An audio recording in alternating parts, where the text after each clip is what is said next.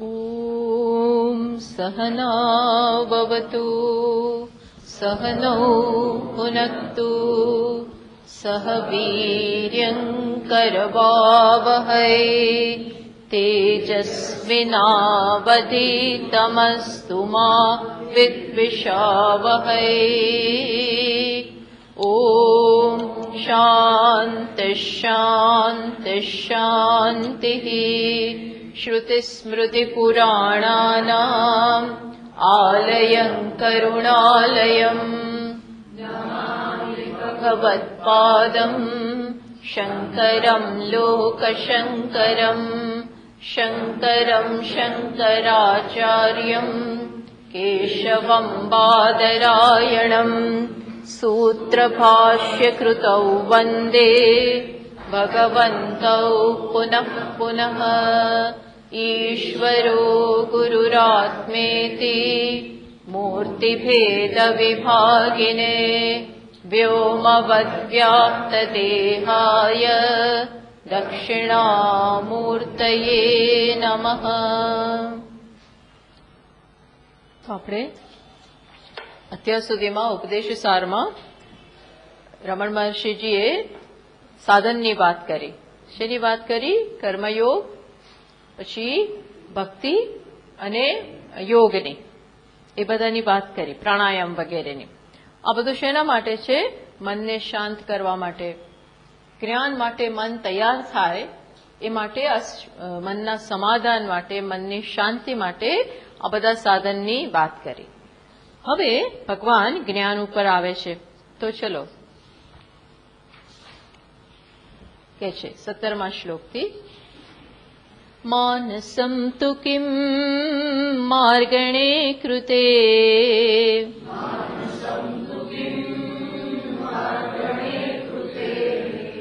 નૈવ માનસં માર્ગ આર્જવાત.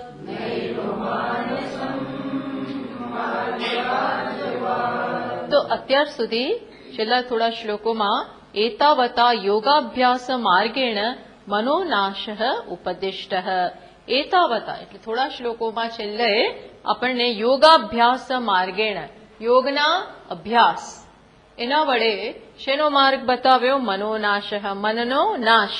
મનનો નાશ એટલે આપણે ઘણી બધી વાર મેં ભારપૂર્વક બતાવ્યું કે મનનો નાશ સ્વરૂપથી મનનો નાશ નથી થતો, પણ માત્ર મનમાં જે ડિસ્ટર્બિંગ એલિમેન્ટ છે, એ ડિસ્ટર્બિંગ એલિમેન્ટ કયું છે? અજ્ઞાન. અજ્ઞાનને કારણે, અજ્ઞાન સિવાય બીજો કોઈ પ્રોબ્લેમ જ નથી. મનને પણ અજ્ઞાન ન હોય તો કોઈ પ્રોબ્લેમ જ નથી. મનને શાંત કરવાની પછી કઈ એ શાંત જ છે, એટલે એ કઈ પ્રોબ્લેમ નથી. અને પછી મનને, તમે જયારે આ ઘડાને જાણો છો અને જાણો છો કે આ માટી છે, માટી જ છે, આ બીજું કઈ છે જ નહીં, તો પછી આ ઘડાનો શું પ્રોબ્લેમ છે? આપણને કઈ જ નથી.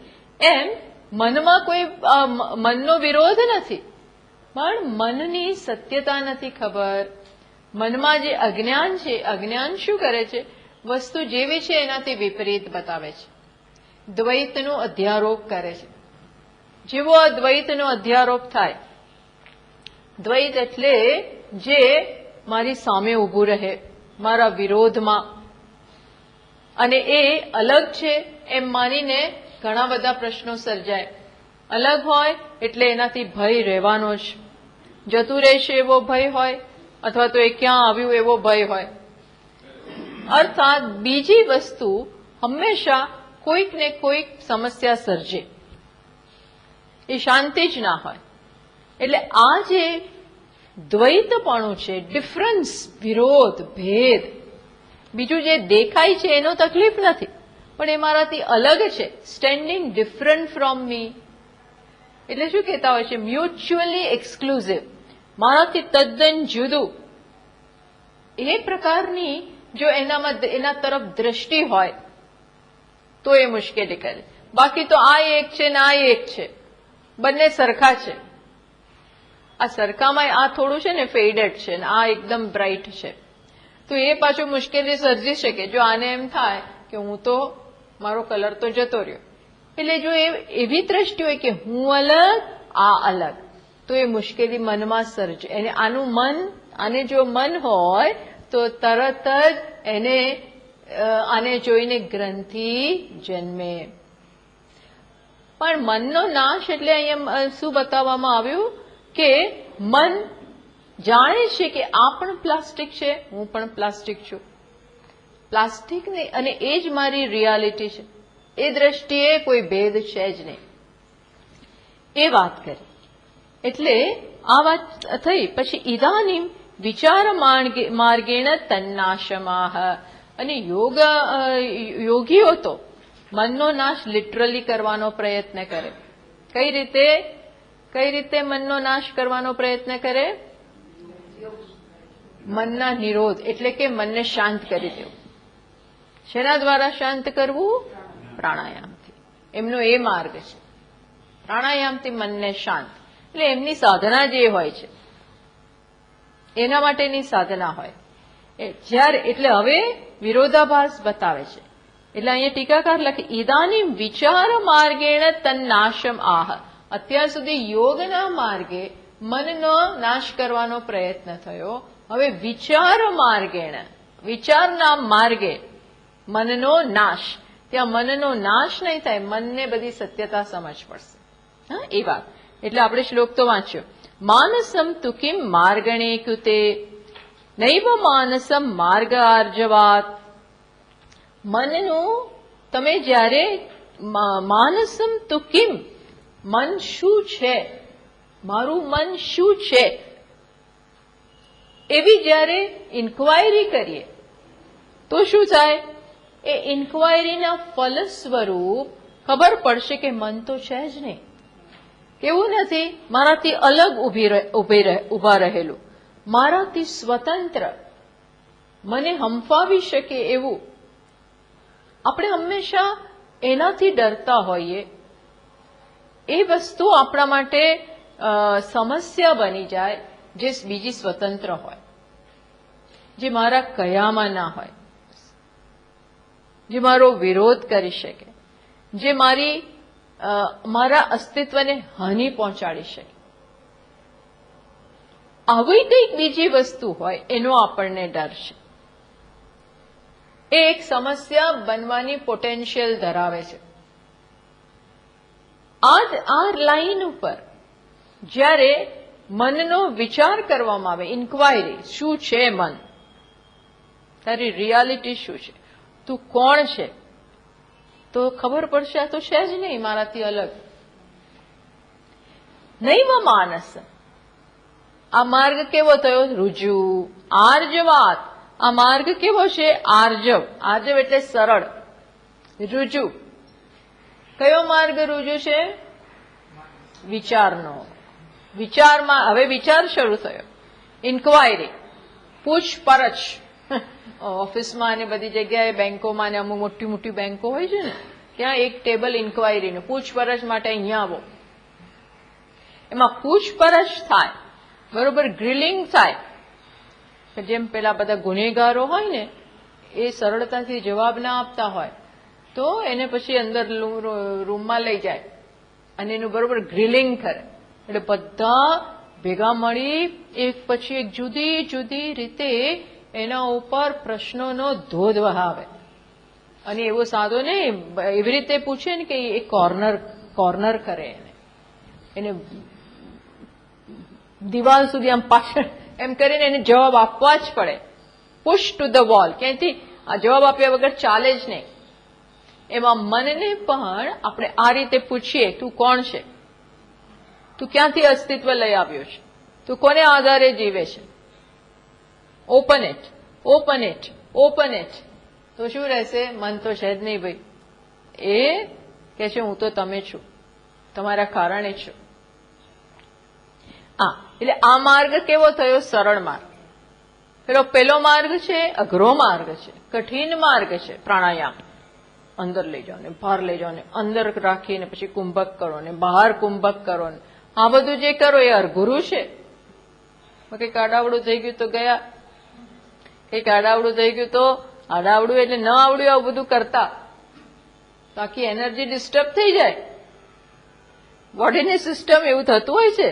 જે લોકો આમાં પડે ને પછી ગાઈડન્સ વગર બધું કરતા હોય છે. આ યોગાસન બોગાસન પણ બધા ગાઈડન્સ વગર કરો અને આડાવડું વધારે થઈ ગયું આમ થઈ ગયું તો સારું થવાને બદલે ઉતરી જાય. એવું થાય છે. લોકોને બહુ બધી તકલીફ પડતી હોય, વધારે પુલ થઈ જાય. ઘણી બધી ઇન્જરી આને કારણે હોય છે. ઘણી જ બધી ઇન્જરી. લોકો આડે ધડ કર્યા કરે, કલાકો કરે, આમ કરે તેમ કરે, બધી સમજ વગર કશું ઠેકાણું ના પડે. તો એમાં અહીં પણ એ જ કે છે કે મનને આ રીતે હવે પૂછો. માનસમ તુ કિમ સ્વરૂપમ ઇતિ વિચારણે કૃતે. વિચાર તો અહીંયા કે છે તું કોણ છો. કોણ છો એટલે શું? એટલે મનને પૂછવાનું એટલે શું? મન સ્વરૂપમ કિમ ઇતિ માર્ગણે વિમર્શે કૃતે. તો શું કરવાનું આપણે? મન એટલે ખરેખર તો આપણે આખા મનને તો તપાસી નથી. એકી સાથે તો કે એમાં મન એટલે તો વિચારોનો પ્રવાહ છે. તો આપણે કોઈ એક વૃત્તિને લઈએ, વૃત્તિમાં જોઈએ કે શું છે. એટલે જ્યારે આપણે કોઈ પણ એક વૃત્તિ તપાસીએ છીએ કે આ ઘડો છે, આ ઘડો છે એ શેમાંથી આ વૃત્તિ ઉઠી? પહેલા નહોતી, પછી આ વૃત્તિ ઉઠી, આ ઘડો છે એવી વૃત્તિ આવી ત્યારે જ પછી આ ઘડો પ્રકાશિત થાય છે. આ ઘડો છે એમ નાની જે વૃત્તિ એટલે કે એ વિચાર, એ વિચારને આપણે જોઈએ, એનું કન્ટેન્ટ, એનો મસાલો, એની સામગ્રી શું છે. તો કંઈ નહોતું અને વિચાર ઉદ્ભવ્યો. તો એ શેમાંથી ઉદ્ભવ્યો? શેમાંથી ઉદ્ભવ્યો? હે? માટીમાં? આ વિચાર શેમાંથી ઉઠ્યો? પણ આપણે તો મનની જ હવે વાત કરીએ છીએ. હા, ના એવું કઈ. હું શું કઉ છું? આ વિચાર ઉઠ્યો. ના, આ વિચાર શેમાંથી ઉઠે છે? ચૈતન્યમાંથી.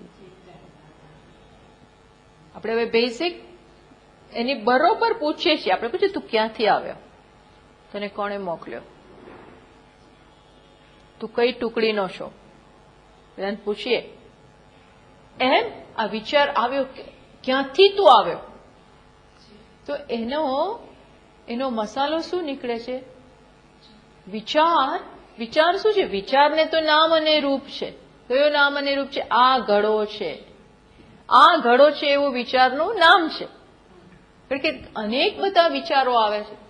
તો એમાંથી આપણે આ વિચાર, મને હમણાં આવો વિચાર આવે, પછી દુઃખનો વિચાર આવે, પછી લોનનો વિચાર આવ્યો, આપણે ઓળખી શકીએ છીએ. કઈ રીતે? કારણ કે પ્રત્યેક વિચારનો શેપ જુદો છે. અર્થાત એ જેનો વિચાર હોય ને એવો અહીંયા વિચાર આવે, એવું અહીંયા શેપ આવે. એટલે વિચારને નામ છે અને રૂપ છે એવું આપણે કહી શકીએ.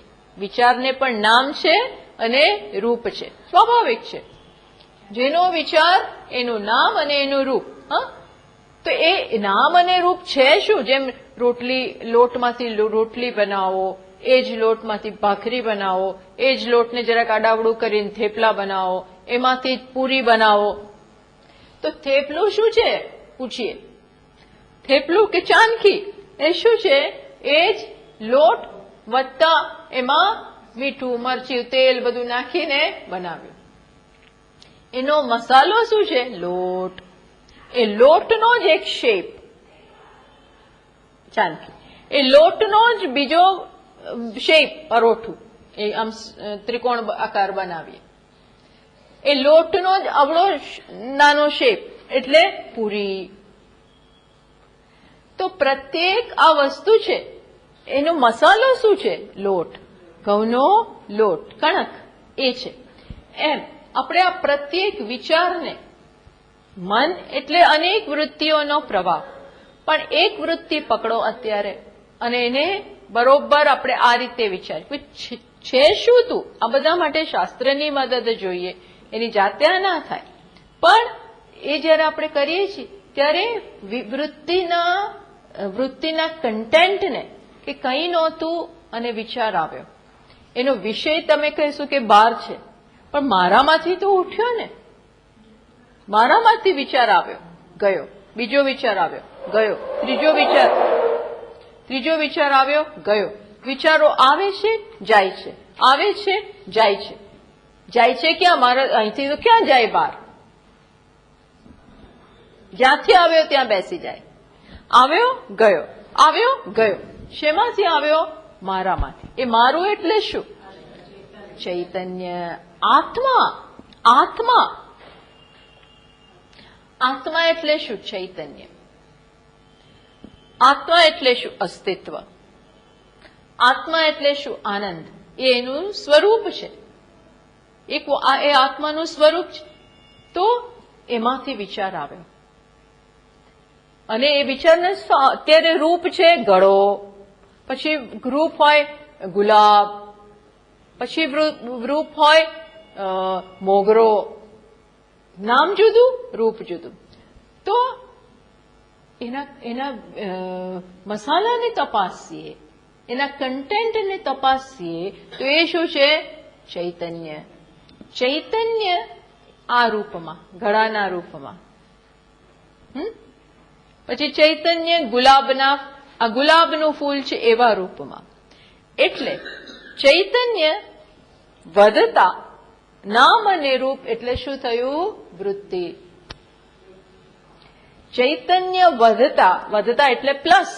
ચૈતન્ય ઉપર એમાં કઈ પ્લસ નથી થતું, હા, કઈ બહારથી અંદર કઈ આવતું નથી, પણ ચૈતન્યનો જ એક આકાર, જાણે કે કેવો આકાર? મન ચિત્ર પર આપણે તમે જુઓ, કઈ શાંતિ હોય છે અને વિચાર આવે છે. અત્યારે છે ને આપણને આ ખબર નથી પડતી, કારણ કે આપણે શાંતિ બહુ ઓછી હોય છે.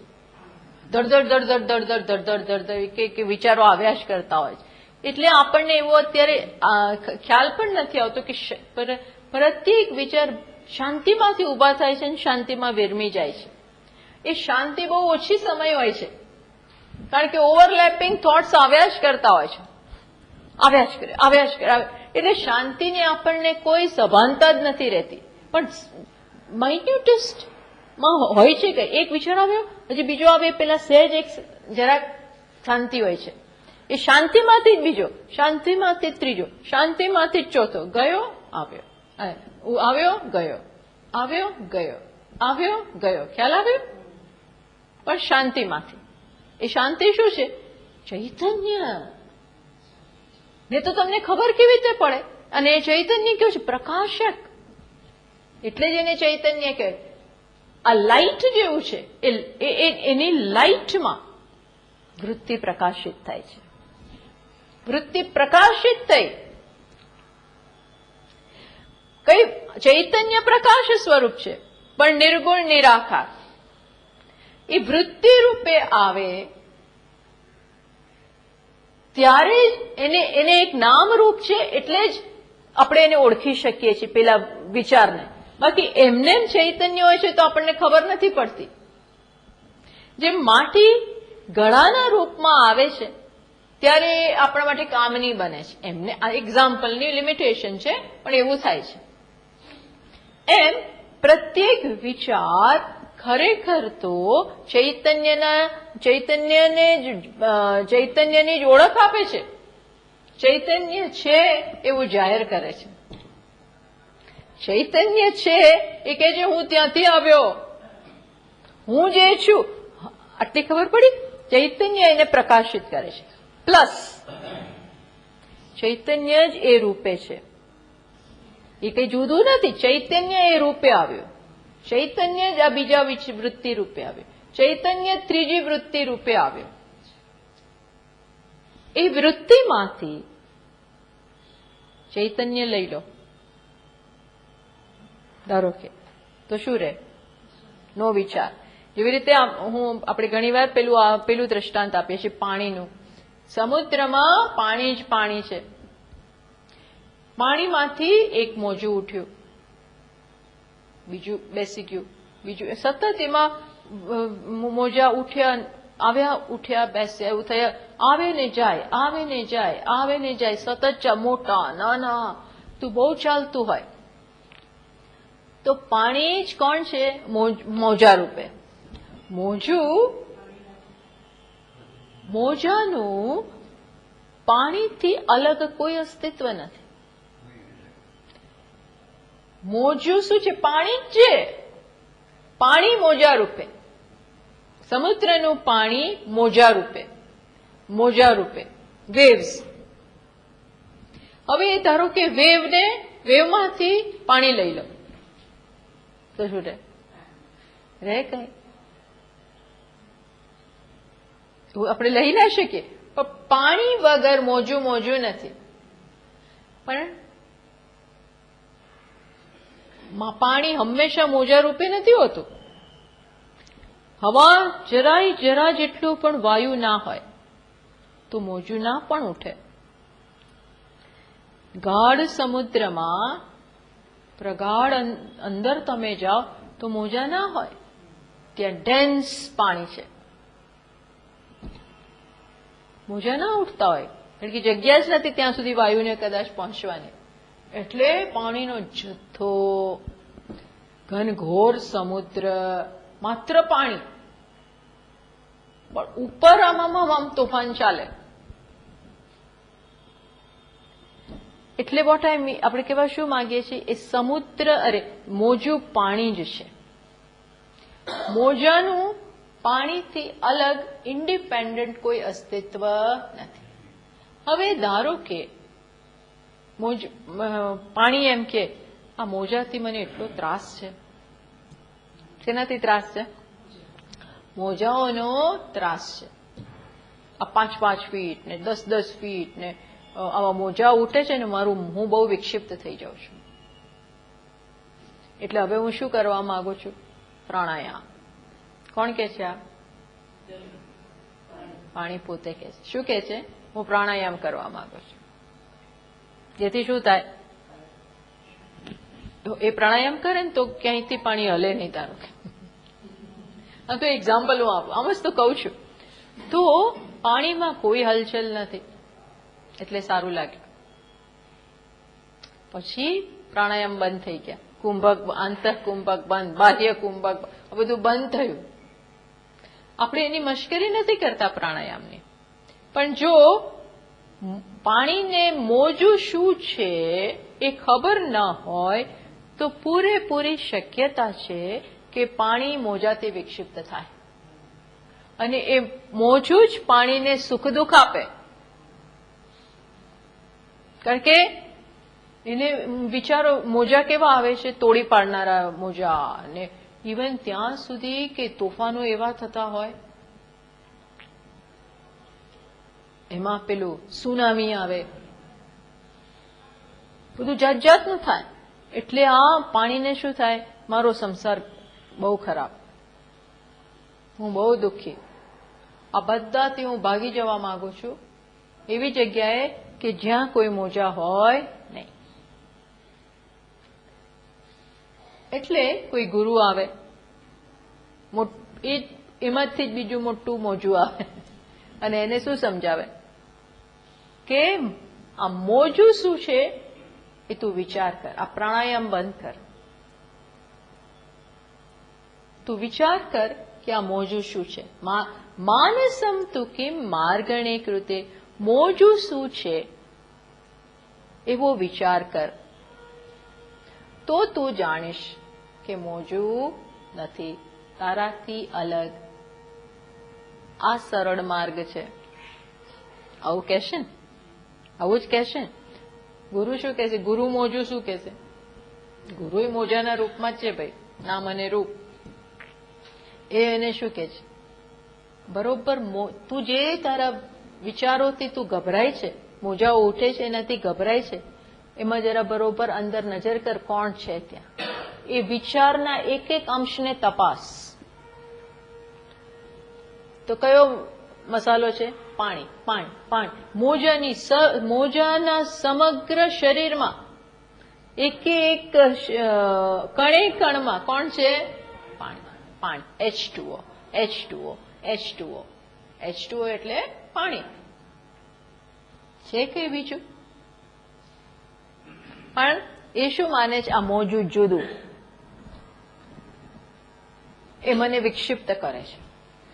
કારણ કે મોજું છે ને કોઈ વિષયના રૂપનું હોય, ત્યાં સાગરમાં કોઈ વિષય છે એના રૂપનું, જેમ આપણને વિચારો આવે, ધારો કે આપણે કોઈ એક વ્યક્તિનો વિચાર આવે ને આપણે એકદમ ડિસ્ટર્બ થઈ જઈએ, કોઈ એક વસ્તુનો વિચાર આવે અને આપણને એકદમ કામના જાગે, એટલે આપણને એમ થાય કેમ આવા વિચાર આવ્યા. પણ જે વિચાર આવ્યો છે પેલી વ્યક્તિને અનુરૂપ આ વિચાર આવ્યો, પણ આ વિચાર શું છે? આ વિચાર આત્મા જ છે. આ વિચાર નિર્ગુણ નિરાકાર ચૈતન્ય આ વૃત્તિ રૂપે, જેમ પાણી મોજા રૂપે, એમ કોન્શિયસનેસ કે ચૈતન્ય આ વિચાર રૂપે. ખ્યાલ આવ્યો? તો જ્યારે આપણે મનથી ગભરાઈએ છીએ ત્યારે કોનાથી ગભરાઈએ છીએ? પોતાનાથી. ભલે ને આવીને જાય, આવીને જાય, આવીને જાય, એ મને ક્યાંય કોઈ રીતે ડિસ્પ્લેસ નથી કરતું, મને કોઈ રીતે હાનિ નથી પહોંચાડી શકતું. અવેરનેસ, હું શું છું? માત્ર અવેરનેસ, સભાનતા. એ સભાનતામાં પુષ્પનો વિચાર ગયો, પછી સભાનતા. એ સભાનતામાં બીજો કોઈક વિચાર, ગળાનો વિચાર, સભાનતા વિચાર, સભાનતા વિચાર, સભાનતા વિચાર. વિચારોની પહેલા અને પછી કોણ છે? ચૈતન્ય કે સભાનતા. વિચાર એ સભાનતાનું જ રૂપ છે. આ પ્રકારે જ્યારે માર્ગણે કૃતે, આને ઇન્ક્વાયરી કહેવાય, આ ઇન્ક્વાયરી બરોબર ગભરાયા વગર ફેસ ઇટ, એનો સામનો કરો અને પૂછો કોણ છે. માર્ગણે કૃતે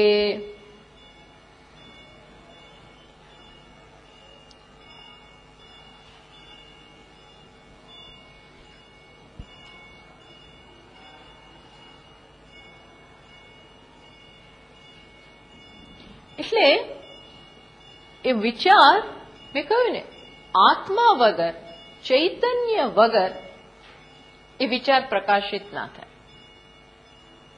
પાણી વગર મોજું ના આવી શકે, એમ ચૈતન્ય વગર એ વિચાર ના આવી શકે. એટલે જે કંઈ છે એ મારા કારણે છે, ચૈતન્યના કારણે છે. ખબર પડી? ચૈતન્યના કારણે છે. તો પછી એવું કહેવાય કે એ વિચાર એ જ ચૈતન્ય છે. આઈ મીન ચૈતન્ય જ વિચાર છે, એવું કેમ ના કહેવાય? ચૈતન્ય જ વિચાર છે. તમે એવી વ્યાખ્યા કરો, એ પહેલા વિચારવું જોઈએ. ચૈતન્ય જ જો વિચાર હોય તો એ વિચાર હંમેશા રહેવો જોઈએ. સ્વરૂપ એને કહેવાય જે ક્યારેય ખસે નહીં, જે હંમેશા એવું જ હોય. જો મોજું, પાણી એ મોજું હોય, જો હું શું બોલું છું બરોબર સાંભળજો, પાણી એ મોજું હોય તો પાણી હંમેશા કેવા સ્વરૂપમાં હોવું જોઈએ? મોજાના જ સ્વરૂપ. ખસે જ નહીં એ મોજું, એ પર્ટિક્યુલર મોજું આમ રીએ જાય છે. પણ એવું નથી હોતું, બીજી સેકન્ડને નથી હોતું. એટલે ખબર પડી? આગળની આપણી વ્યાખ્યા ખોટી ઠરી. કઈ? પાણી મોજું છે એ બરોબર નથી, પણ મોજું પાણી છે એ શું છે? એ બરોબર છે. કારણ કે મોજું પાણીથી અલગ નથી. પણ પાણી મોજું નથી, નથી એટલે ટેમ્પરરી, એના વગર ના હોઈ શકે, પણ એ એનું પરમેનન્ટ સ્વરૂપ નથી. ખબર પડી?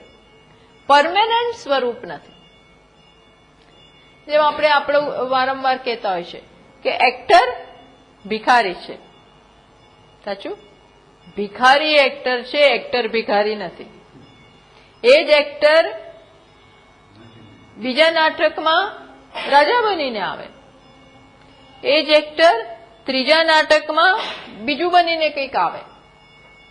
એટલે એક્ટર ભિખારી નથી, પણ ભિખારી તો એક્ટર જ છે. રાજા તો એક્ટર જ છે, ઇન્સ્પેક્ટર તો એક્ટર જ છે, રોલ એક્ટર છે, પણ એક્ટર રોલ ટેમ્પરરી, પણ હંમેશનો એ રોલ નથી. એ પ્રકારે મન શું છે? આત્મા છે. આત્મા મન નથી. એ દ્રષ્ટિ આપણે આ પ્રકારે જ્યારે મનના સ્વરૂપને તપાસવામાં આવે, નૈવ માનસ, મારાથી કોઈક અલગ હોય ને તો એના વગર હું હોઈ શકું. પ્લસ એ અલગ છે માટે એ મારાથી સેપરેટ ઊભું હોય. મારાથી સેપરેટ મીન્સ કે એ પોતાના પગ ઉપર ઊભું હોય. આજે તમે તમારા પગ ઉપર ઊભા છો, એમ મન જો ઇન્ડિપેન્ડન્ટ હોય, સાચું હોય, તો એ કોના પોતાના પગ ઉપર ઊભો છે. ચૈતન્યને હોવાની જરૂર નથી એના માટે. સમજ પડે છે? ચૈતન્યને હોવાની જરૂર નથી મન માટે, વિચાર માટે. એની જાતે વિચાર આવે. જેમ મોજું જો પાણી વગર હોઈ શકતું હોય, સેપરેટ સ્વતંત્ર હોય, તો પાણી ના હોય તો એ મોજાઓ આવે. પણ એવું બને છે? ના બને. એટલે મન મોજું જે કાંઈ છે એ પાણી જ છે. એમ મન કે વૃત્તિ શું છે? આત્મા જ. આગળ પાછળ ઉપર નીચે. આ ઘડો ક્યાં છે? ઘડો આપણે એવું નહીં કે માટી ઉપર બેઠો છે, એવું ના કે ભાઈ માટી ઉપર ઘડો બેઠો છે. માટીની જમણી બાજુ ઘડો છે, ઉપર બાજુ. આ ઘડો માટી જ છે. ઘડો માટી જ છે. જો એ માટીથી અલગ ઘડો હોય તો માટી વગર પણ હોઈ શકવો જોઈએ. વ્યતિરેક શક્ય જ નથી. વ્યતિરેક નથી શક્ય. વ્યતિરેકેણ અભાવ. વ્યતિરેકેણ અભાવ એટલે માટી વગર આ રહી જ ના શકે. માટી વગર આ રહી ના શકતો હોય તો માટી સિવાય આ કઈ છે જ નહીં. નૈવ માનસમ, એ અહીં કીધું. નૈવ માનસમ, માન પોતાનું સ્વતંત્ર અસ્તિત્વ ધરાવતું જ નથી. એ માત્ર ચૈતન્યનો એક વિલાસ, ચૈતન્યનો એક કલ્પના. આવું છે. આવું જો સમજ પડી ગઈ તો શું થાય? આવી જો સમજ પડી ગઈ તો પ્રાણાયામની કરો એ વસ્તુ અલગ છે, પણ મનને શાંત કરી દેવા માટે, સુવડાવી દેવા માટે, ભાગી જવા માટે જરૂર છે પ્રાણાયામની? જરૂર છે? નથી જરૂર. એ રીતે જો તમે પ્રાણાયામનો ઉપયોગ કરતા હો તો, એ રીતે, હા, હેલ્થ માટે કરીએ, એ ઇવન આપણા મનની ઓવરઓલ શાંતિ, એ બધા માટે કરી શકાય. પણ મુખ્ય જે ગભરાવાનું છે એ જુદી હસ્તી છે. એ પ્રકારે જો વિચારો, એ તમારી જો માન્યતા હોય તો એ ખોટી છે. એ વિચારનો માર્ગ નથી. એ તમે મનને જુદી હસ્તી તરીકે સત્યતા આપો છો અને પછી આ સોલ્યુશન શોધો છો. સમજ પડી? એવું સોલ્યુશન શોધવાનું છે. જેમ પાણી મોજાથી ગભરાઈને ભાગી જાય અને ક્યાંક જતો રહો એટલે આ મોજું ઉઠે જ નહીં, એના જેવું છે. દેટ મીન્સ એને તમે છે ને સત્યતા આપી. અરે તું કોને સત્યતા આપે છે? જે તારા ઉપર નભે છે. સમજ પડે છે હું શું કહું છું? એમ અહીંયા રમણ મહર્ષિજી આ શાસ્ત્ર ઉપર જ આધારિત છે. આપણે આ બધું કહેતા મયા તતમિદમ સર્વમ જગત અવ્યક્ત મૂર્તિના ભગવાન કહે જ છે આ વસ્તુ. મત્સ્થાની સર્વભૂતાની ન ચાહમ તેષુ અવસ્થિત. ભગવાન કહે છે મારામાં બધા ભૂતો છે, મારે આધારિત છે, મારા કારણે છે. તો પછી તમે એમના કારણે હોય ને વાયસા વર્ષા. એ તમારા કારણે તો તમે એમના કારણે. તો કે નહીં, નહીં, હાથ જ ના મૂકવા દે ભગવાન, હાથ ના મૂકવા દે. કારણ કે એ તો શું સેમ થઈ ગયું, હું તમારા કારણે તમે મારા કારણે, એટલે બંને સરખા ઇમ્પોર્ટન્ટ થયા. બંને સરખા ઇમ્પોર્ટન્ટ થયા ને, હું તમારા કારણે તમે મારા કારણે, બંને જોઈએ તો બંનેની સરખી સત્તા થઈ. સમજ પડી? એવું નથી. અહીં તો કેવી સત્તા છે? પરતંત્ર સત્તા, આત્માની નહીં. કોની? મનની. માયા એવી જ છે. આ મન એટલે માયા, મન જ માયા છે. એ કોને કારણે છે? આત્માને કારણે. આત્મા એને કારણે નથી. એટલે ભગવાન કહ્યું મત્સ્થાની સર્વભૂતાની નચાહમ તેષુ અવસ્થિત. તું મારા કારણે છે, ભૂતો મારા કારણે છે, હું ભૂતોના કારણે નથી. મારી દ્રષ્ટિએ તો ભૂતો જ નથી. ભૂત એટલે ભૂત નહીં, ભૂત એટલે પ્રાણી માત્ર. મારી દ્રષ્ટિએ તો છે જ નહીં. મને તો મારાથી અલગ કંઈ દેખાતું જ નથી. મને તો કોઈ બીજું દેખાતું જ નથી. જેમાં માટી શું કે, કોણ ઘડો? આ ઘડો કઈ વાડીનો મૂળો? આ ક્યાંથી આવ્યો? કોણ? હુ ઇઝ ઘડા? હે ને? માટી એમ કે કોણ ઘડો? ઘડો કોણ? એનાથી અલગ નથી. એટલે એમ કે ઘડો કોણ છે મારા સિવાય? નથી. આપણે કેવું પડે, હા ભાઈ તમારા વગર કોઈ નથી, તમે જ ઘડો. તમે આપણે કેવું પડે, તમે જ ઘડો.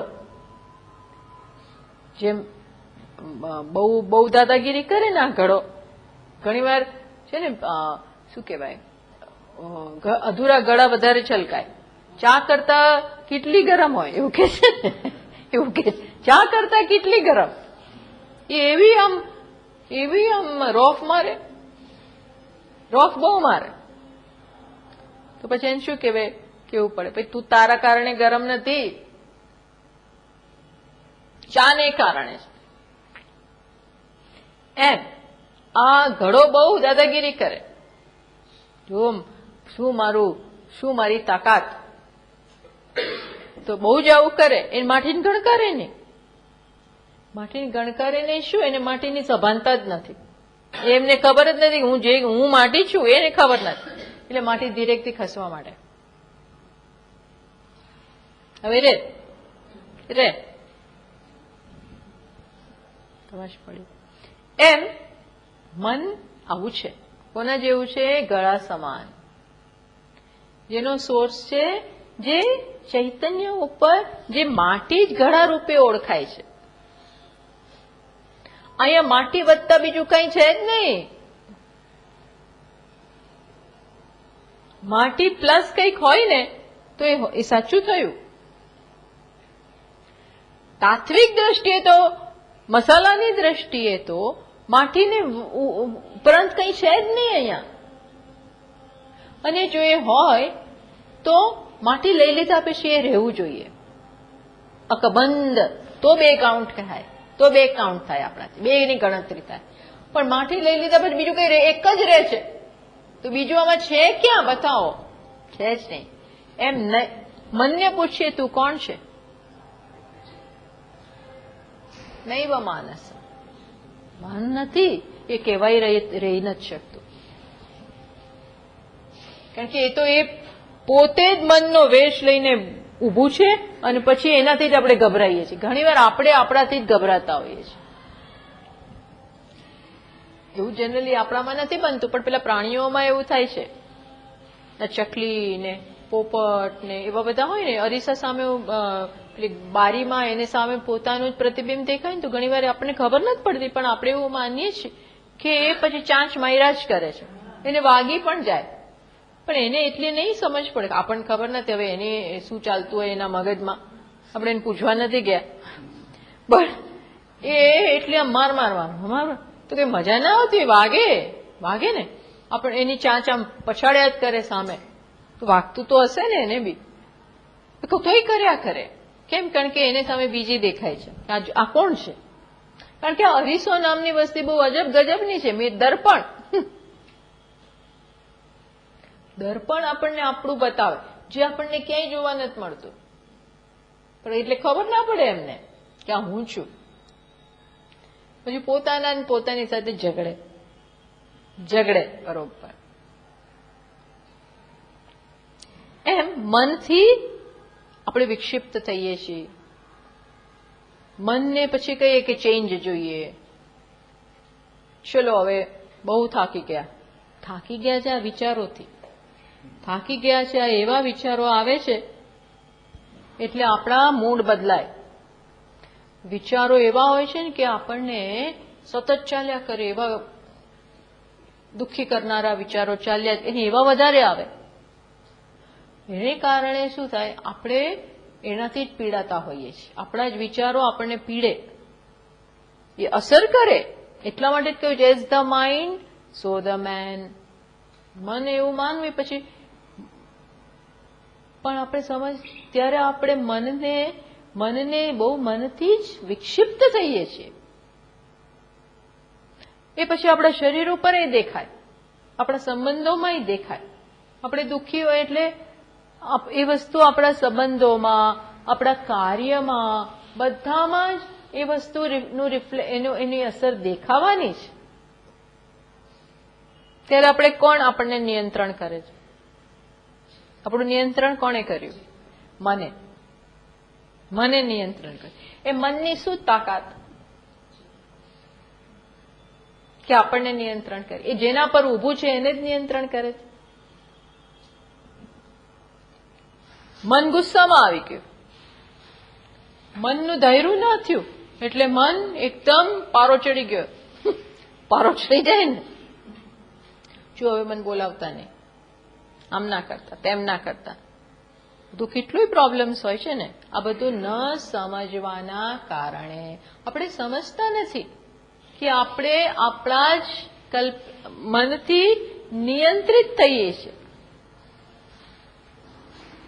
ખરું દુઃખ તો એ જ આપે છે, માનસ સંતાપ, શોક. એટલા માટે જ મન એવ મનુષ્યાણામ કારણમ બંધ મોક્ષયો. વિષ્ણુ પુરાણમાં આવે છે આવું વાક્ય. મન જ માણસની મુક્તિ અને બંધનનું કારણ છે. ક્યારે મુક્તિ? તો કે આ બધું સમજીએ તો મુક્તિ, અને આ ન સમજીએ તો બંધન. યોગ વાસિષ્ઠમાં આવી જ બધી ઘણી બધી ચર્ચાઓ છે, પણ આવું છે. એટલે આ વિચારનો માર્ગ બહુ સરળ છે, બહુ ઇફેક્ટિવ. આ જ ઇફેક્ટિવ છે. કાંઈ પણ કરતા પહેલા પૂછો કે જેની સાથે કામ કરી રહ્યા છે એનું એ શું છે, એનું વજૂદ કેટલું, હે ને? એનું વજૂદ કેટલું, એની શું તાકાત, એનું શું શક્તિ. એ તો જે કઈ શક્તિ પ્રાપ્ત કરે છે એ અમારામાંથી. એક તો એવા જે વિચારો આવે છે એનો મસાલો તો ચૈતન્ય જ છે. ચૈતન્ય જ એને પ્રકાશિત કરે અને પછી ચૈતન્યને દુઃખી કરે. સમજ પડી? વિચારો જે આવે છે દુઃખના, ચિંતાના, સ્ટ્રેસના, ગુસ્સાના, એ બધાની એનો મસાલો કોણ છે? ચૈતન્ય. અને એનું સ્વરૂપ કોણે પ્રકાશિત કર્યું? એ વિચારનું ચૈતન્ય. અને પછી દુઃખી કોણ થાય છે? ચૈતન્ય. સી સમજ પડી? આપણે જ આપણા દુશ્મન, આપણે જ આપણા દુશ્મન. એટલે તો ભગવાન કહે છે આત્મૈવ હ્યાત્મનો બંધુ. આત્મા જ આત્માનો બંધુ છે. આત્મૈવ રિપુઃ આત્મના. આત્મા જ આત્માનો શત્રુ છે. આત્મા જ આત્માનો બંધુ ને એટલે આત્મા એટલે મન જ આત્માનું શત્રુ અને મન જ આત્માનું બંધુ. કોણ મન બંધુ?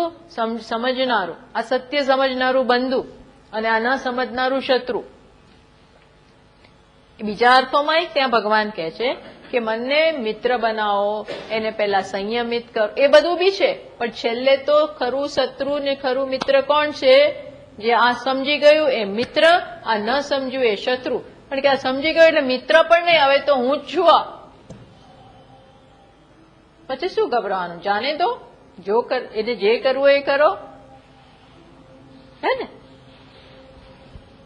થવા દો જે થતું હોય. સ્વપ્નમાં બધું બહુ ચાલે છે, પણ ઉઠીને આપણે એ જ સ્વપ્નથી પછી એ જ સ્વપ્નના સ્મૃતિ આવે છે. ઉઠીને આપણને સ્મૃતિ આવે સ્વપ્ન ચાલતું હોય ત્યારે ત્યાં આ તકલીફ હોય છે. પણ ઉઠીને પછી આપણે યાદ કરીએ ત્યાં તો આજે તો મને આવું સ્વપ્ન આવ્યું. પછી એ જ જે સ્વપ્ન છે ને એને વાગોડીએ, મીન્સ કે એને સારું હોય તો યાદ કરીએ અને ખરાબ આવ્યું હોય તો કે ભૂલી જાય.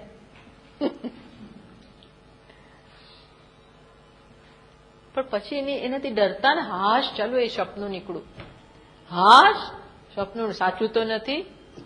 ઘણી વાર છે ને બને એક્ઝામ ચાલતી ને ત્યારે એવા એવા પેપરો અંદર આવે એક્ઝામ સ્વપ્નમાં અઘરે અઘરા જેનો આપણે આન્સર ન આવડતો હોય. પછી ખબર ઓ આ તો સારું થયું, તો શું નીકળ્યું સ્વપ્ન. એવા કારણ કે દિવસ દરમિયાન એ જ ચાલતું હોય ને કે શું આવશે, એક્ઝામનો વિચાર આવતો હોય એટલે આપણને તે વખતે આવા સ્વપ્ન આવે. હાશ ભાઈ ચલો પહેલો જ ક્વેશ્ચન જોઈને આપણે ગભરાઈ ગયા. અથવા ઘણી વાર એવા સ્વપ્ન આવે કે પૂરું ના કરી શક્યું, લખ્યા બધું આવડતું હતું પણ ટાઈમ ઓછો પડ્યો, તો એવું સ્વપ્ન કે ક્વેશ્ચન રહી ગયો. એટલે ત્યારે જ આપણે એવા આમ નંખાઈ જઈએ, ઉઠીએ ત્યારે ઓ સારું થયું, ચલો સારું થયું. સમજ પડે હું શું કહું છું? એમ આવું છે મારું જ મન. એનાથી મિત્ર અને શત્રુ બની શકવાની શક્યતા ધરાવે છે જ્યારે એની રિયાલિટી ખબર ના હોય.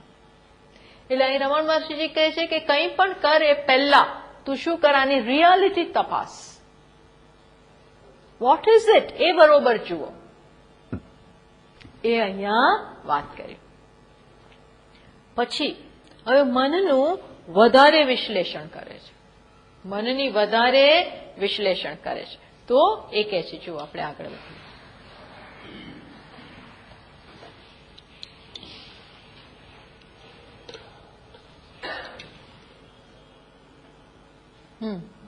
આમાં અહીંયા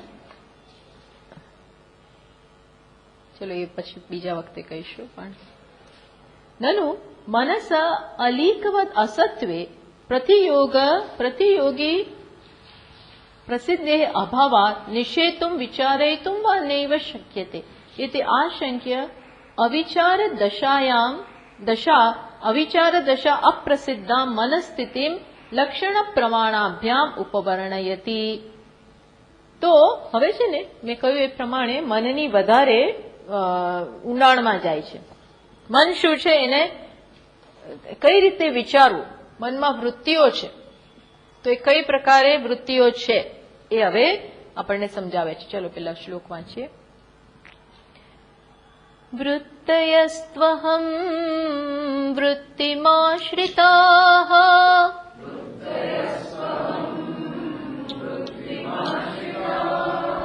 વૃત્તયો મનો વિદ્યહમ મનઃ.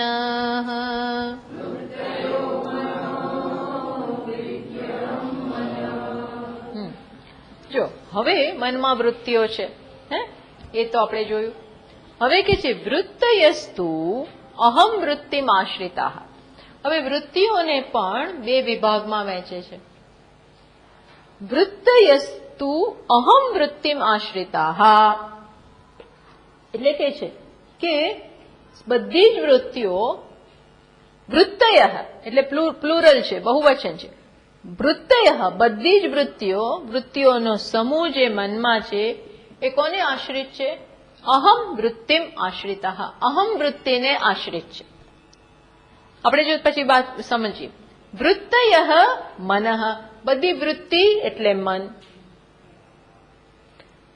અને મન એટલે શું? મન એટલે અહંકાર. એ હવે સમજાવે છે. વૃત્તિઓ મન અને મન અહંકાર. એટલે આમાં શું કર્યું ખબર પડી? આપણામાં બે પ્રકારની વૃત્તિ છે. જેને મન કહીએ છીએ, જેને મન કહીએ છીએ એટલે વૃત્તિઓ.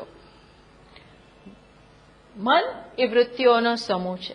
અને આ વૃત્તિને બેમાં ડિવાઈડ કરીએ. કઈ વૃત્તિ? અહમ વૃત્તિ, ઇદમ વૃત્તિ. સમજ પડી? ટોટલ બધી વૃત્તિઓ એટલે મન. વૃત્તિઓ મન છે. એ વૃત્તિઓ ને બે વિભાગમાં વહેંચી દીધા, અહમ વૃત્તિ, ઇદમ વૃત્તિ.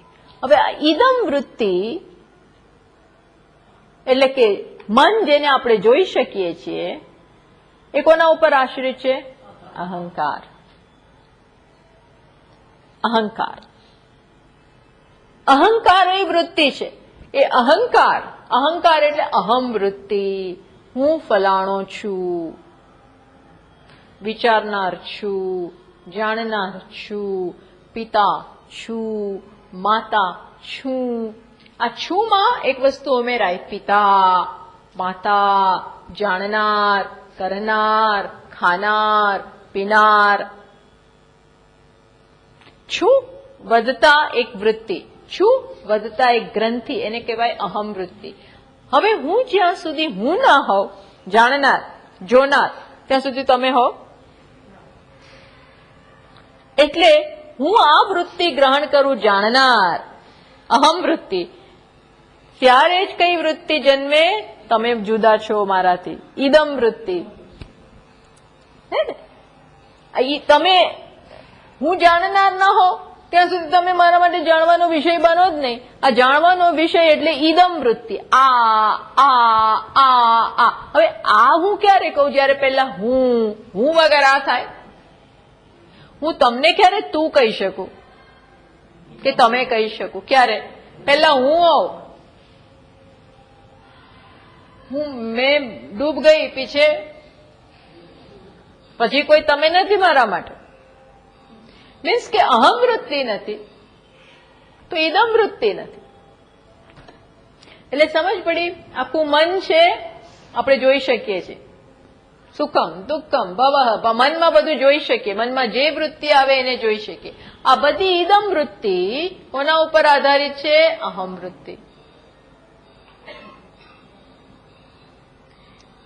એટલે આ મન શું થયું? અહંકાર. આ મન શું થયું? અહંકાર. કારણ કે બધી વૃત્તિઓ અહમ વૃત્તિ ઉપર આશ્રિત છે.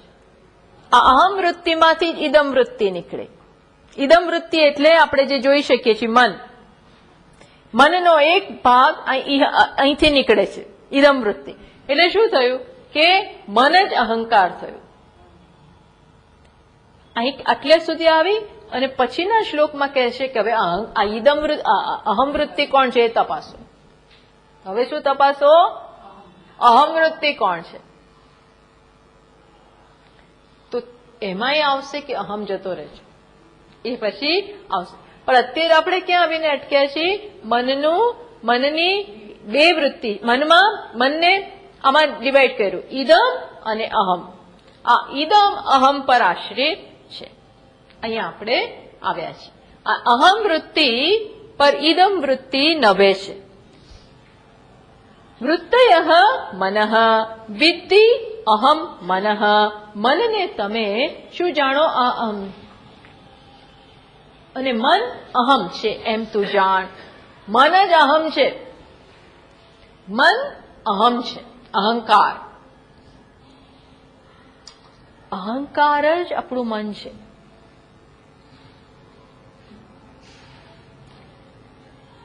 એનાથી અલગ નથી. એ આપણે આવતા વખતે જરા બધા એકદમ એટલે આ બહુ સૂક્ષ્મ ચર્ચા ચાલે છે. આ ડિસેક્શન ચાલે છે. કોનું? આપણું પોતાનું. વૃત્તિ કેમાંથી ઉભી થઈ? અહંકાર. અહંકાર કોણ છે ભાઈ? હવે એ અહમ વૃત્તિ. એ અહમ વૃત્તિને હવે ખોલો. આ બધું ડિસેક્શન લેબમાં જેવું થાય ને, આપણું પેલું સેમ્પલ લઈ જાય અને પછી કે લોકો કેટલાય ગ્લાસીસ કાચમાં ને બધામાં જુએ. એમાં અત્યારે આપણે આ કોણ છે તું ભાઈ? એ ચર્ચા આવતા વખતે આગળ વધે. ઓમ પૂર્ણમતઃ પૂર્ણમિદં પૂર્ણાત પૂર્ણમુદચ્યતે પૂર્ણસ્ય પૂર્ણમાદાય પૂર્ણમેવાવશિષ્યતે. ઓમ शान्तिः शान्तिः शान्तिः।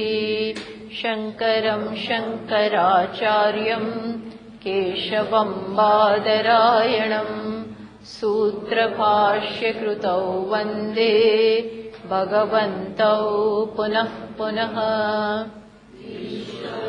गुरुरात्मेति मूर्तिभेदविभागिने व्योमवद्व्याप्तदेहाय दक्षिणामूर्तये नमः। ॐ शान्तिः शान्तिः शान्तिः। हरिः ॐ श्रीगुरुभ्यो नमः। हरिः ॐ।